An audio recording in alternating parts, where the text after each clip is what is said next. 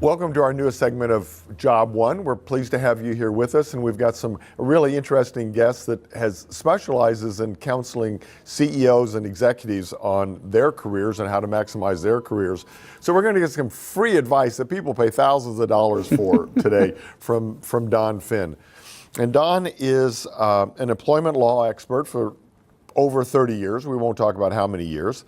He speaks to Vistage groups, if you're familiar with that. It's a CEO training group. He spoke to over 400 of those groups and created over 30 training programs to help executives expand and grow and learn better skills and improve their career.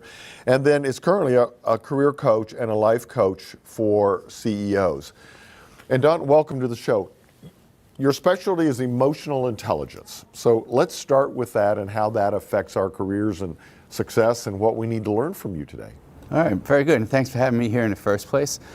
Emotional intelligence, the whole idea of that was first introduced by Harvard professor Daniel Goleman a number of years ago when he wrote a book about it, and he said that your EQ, or your emotional quotient, is more important to your success in the workplace than your IQ.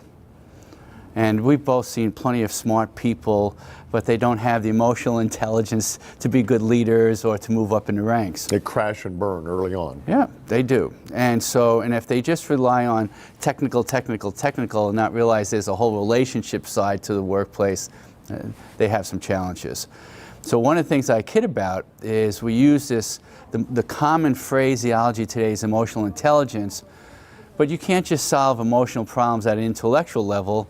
You want to solve them at an emotional level too. So I kid around, if you're having an argument with a teenager in the hallway, is there any intelligence going on at that moment? So the idea is that we don't just make decisions logically, we make them emotionally, and to be attuned to how our emotions come into play when we have decision making. Which, when you say emotional intelligence and technical, 50-50 of importance? What would you tell a client to I think it all depends on the situation. If I'm dealing with a conflict situation, it's going to be more emotionally related. If I'm trying to make sure we have the right technology installed, it's going to be more left side of the brain. So when we're doing computational stuff, we're on the left side of the brain. When we're trying to see how we feel about things, we're on the right side of the brain. So if I'm having difficulty with a coworker or a peer or somebody that reports to me, and it's typically on emotional issues, if they've got the right skills? Yeah, so one of the challenges of any employer, leader, manager is you want to be able to trust the people you work with, okay? So what makes you or I trustworthy is, first of all, we have a skill set. And if somebody's not performing, it might just be a lack of skills, and that's something you can test for. You can find out for a fact whether they have the skills or not. And train for. Yeah, and train for it. The other side of it is somebody's desire. They may have the skills but not want to deploy them or not be motivated to deploy them, and we want to make sure that we're not getting in the way of that emotional desire, okay? So if we assume that they have the skill sets and we're not getting in the way of it, then there's a phrase I like to use and really teach people: if it doesn't make sense, don't try to make sense out of it, because you're not going to solve it at some logical level, all right?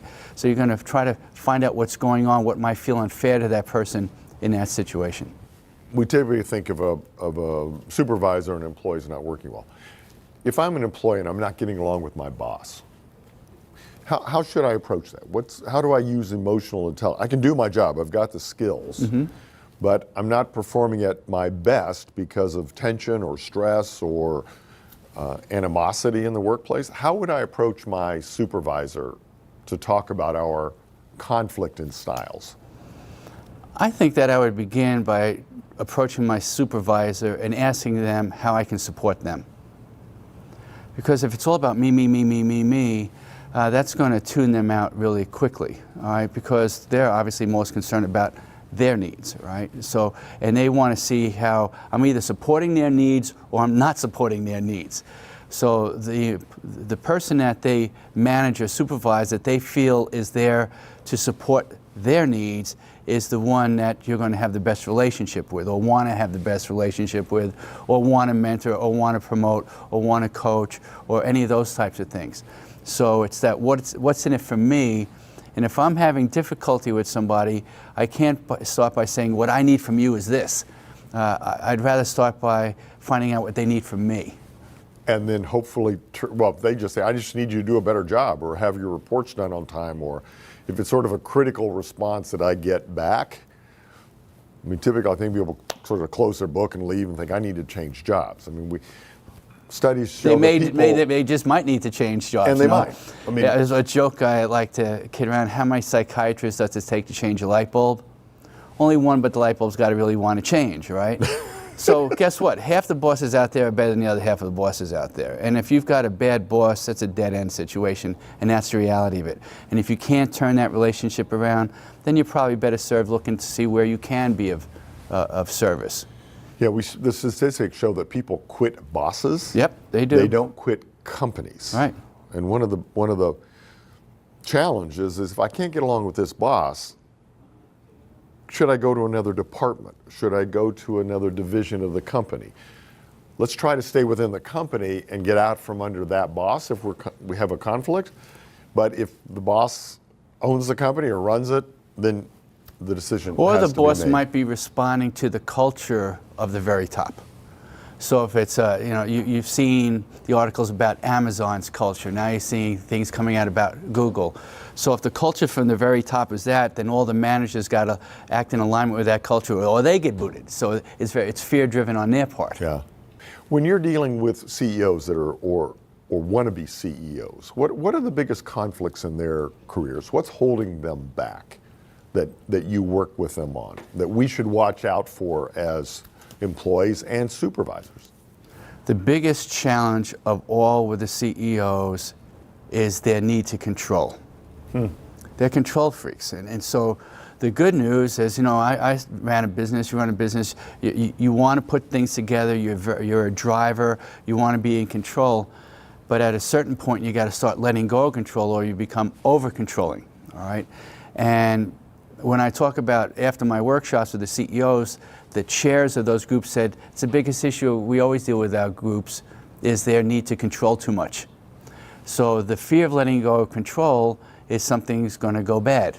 And I've worked too hard and too long and put too much energy into this for that to happen. And it's going to reflect badly on me if it does. Yeah, and it can be paralyzing. And interestingly, if you drill down a little bit further, the fear of losing control, most fears are related to somebody's judgment.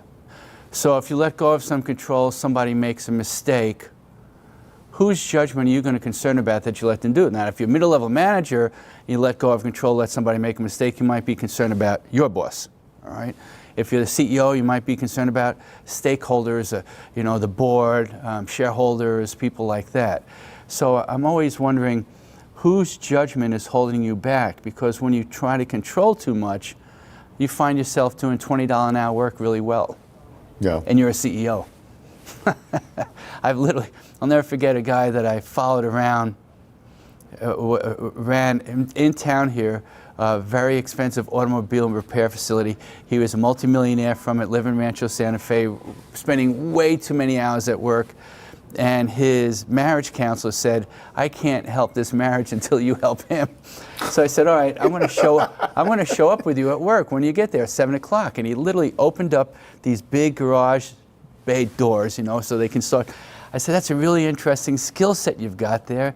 You think somebody else may be able to do it not as well as you, but somebody else may be able to do it, And with a stronger back. Yeah, and so we went through his whole day like this, and I got him to stop doing things, and got him to stop doing things, and got him to stop doing things. And he was down to about 35 hours a week from 70. And he got in an automobile accident and was laid up in the hospital for like a month and a half. He had his 2 best months ever. Well, it was gone? Yeah, it was. Ouch. But he had started the process in place. And so it was really interesting. I said, what did you learn out of all this? And he said, I never realized how smart my people were. Because how can that be the case when you're a control freak? How can you ever know how smart your people are when you're trying to be so controlling? Yeah, and the simple phrase, well, just let go, right? Stop doing that. Yep. That's like when people are having an argument and somebody says, Well, now just relax, right? And you go, oh, sure, we're in the middle of the article. That's all I needed to hear was just the word. It just irritates them more. So if I'm watching this and I'm feeling like I'm working too many hours, I'm overload, I'm stressed, how do I start doing it myself? If I don't have somebody like you to follow me around all day, what are hints I should look for that I'm doing that I could sort of self-diagnose this situation and remove a lot of stress from myself and probably my team? One thing I've noticed is that a lot of people get caught in the how-to. How do I do this? How do I do this? How do I do this? Where the real motivator is the want to. I've noticed that people who want to do something, if people want to spend less time at work, want to be more efficient, want to be less controlling, then they might stumble, but they'll figure out a way. If they're stuck in the how-to without the want-to, they're not going to take any action. And we're either motivated through pain or pleasure, Tony Robbins 101, right? So we're motivated either by pain or pleasure, with pain being the much greater motivator. Pain pills sell for much more than vitamins. So people aren't in enough pain in the present to change. So what you want to do is say, okay, if I don't change, what's the future result of that? The person who's smoking today isn't in enough pain to stop smoking. But you put them in a hospital bed in an oxygen tent with a family around them and ask them if they like to smoke now, most of them say I'm not interested. Yeah. So we've got to take that future pain, see where the road is going, and bring it present to get the leverage on ourselves to change today. Well, because in your example where the fellow was working too hard and putting too much stress on himself, or too many hours. I don't know if he was working hard, but he's working too many hours and it was affecting his marriage. I mean, right? Happened to me. He was almost in divorce court. Yeah, happened to me. To catch it. How do we realize we're doing it, right? And because we don't have a Don Phin to come say, stop, let me follow you around all day, let me do this. You hate to have the smoker go into the hospital to find the pain. As human beings, how do we judge ourselves? How do we use emotional intelligence on ourselves? Well, that goes right back to if it doesn't make sense. Watch for the red flags. If it doesn't make sense, don't try to make sense out of it. So if you're doing things that you know you wouldn't want one of your kids to do, so it's a good example I use. Would you like your children to engage in this habit or this behavior? Would you like them to exhaust themselves at work and ruin their marriages and their health and all that process? So then why are you doing it to yourself, okay? For no logical reason is the answer. And you've got to do this understanding of what's the fear that's causing me to engage in this behavior. And a lot of us don't know who we would be if we weren't working 70 hours a week. So I don't know what I would do with that vacuum that I create. And my identity is CEO, working 70 hours a week, and that's where I get my self-image, and the public views me that way. So how do I self-adjust that without a tragedy happening that one step wakes at a me time. up? So there's a little formula that I use whether we're trying to lead ourselves or lead somebody else, because it really is about leading yourself, right, in that situation. And there's 3 words that I use. And this is true, we've got everybody watching this, from people trying to get their first jobs to seasoned executives. And it applies to everybody. And 3 words: coax, encourage, and inspire. So let me go through them kind of quickly. When we coax somebody, we think the most natural way to learn, I've got a couple of grandkids now, is one step at a time. We just take one step at a time. So we're not going to change in some type of leap unless there's some horrific event. So most of us are going to change one step at a time. We go through change one step at a time. So that takes away this fear that, oh my God, I've got to get to here right away. No, you're only going to take one step at a time. And the question that I ask is, what's the first safest step? Well, let me try that and see how it feels. So after I sold the company and I'm beginning to do new things, I'm like, all right, I'm not going to get to where I want to be right away. What's the first safest step for me? Let me try that and see how it feels. And anytime I use that phraseology with somebody, there's no resistance. You're doing a sales job to yourself. You know, if you try to sell to somebody an overwhelming situation, they shut down. If you say, no, that could be the big picture, but why don't we try this first safe step and see how it feels? And almost nobody says no to that. Okay? So that's coaxing. All right? What's the first safe step? And many times, education's a great first safe step. So if you want to stop smoking, read some books on stop smoking. You know, if you want to manage your time better, read some books on time management. That's a great first step. Okay. So the second thing is to encourage people. And I'll never forget, I don't know, do you know Gary Levine here in town? Mm-hmm. Okay, so Gary's just an amazing insurance salesman, one of the top in the United States. And I was at his office one day because I coach and consulted with them. And I said, Gary, we got to figure out what you do differently than all your other brokers because you outsell them 4-to-1. And so I brought everybody to the table and I asked them a simple question: what's the most important thing you do every day? And after they thought about it, as a theme, most of them said, make a plan, work the plan, know the client's need, and satisfy their need, which is good logical stuff, and if you really implement on that, you'll have success. But you wouldn't have Gary's level of success, okay? And I go to Gary, say to him last, I go, Gary, what's the most important thing you do every day? He goes, that's easy, I make people feel good about themselves. I'm like, Pretty simple. is that it? How come nobody told me this a long time ago, you know? And I said, okay, Gary, what's the secret to making people feel good about themselves? He goes, that's easy, you find the good in them. Like, when you run 75 miles an hour, how much capacity do you have to find the good in other people? Very little. So what we pay attention to is that which stops us from running for our lives, and that grabs our attention, okay? And it's never pretty in that situation. So I said, okay, Gary, let's take it one first step, make people feel good about themselves, find the good in them, and then what he does is he takes that energy from when they have it and brings it over to where they need it. So, simple example, somebody's got a high work comp model. He's trying to sell work comp to them. Most people would say, you're in a lot of pain, this is costing you this, and try to sell through pain. Gary doesn't go there. He goes, how'd you be really good at manufacturing? I did this, this, and this. How long did it take? It took this. Good. If you do what you did there and you bring it over here, you'll have the same success. Just let the flywheel take effect. That's what masters of encouragement do. They take our energy from where we have it and bring it over to where we need it. Okay? The third thing, so we've got coax, encourage, and inspire. And we have inspired people throughout the millennia with stories. Okay?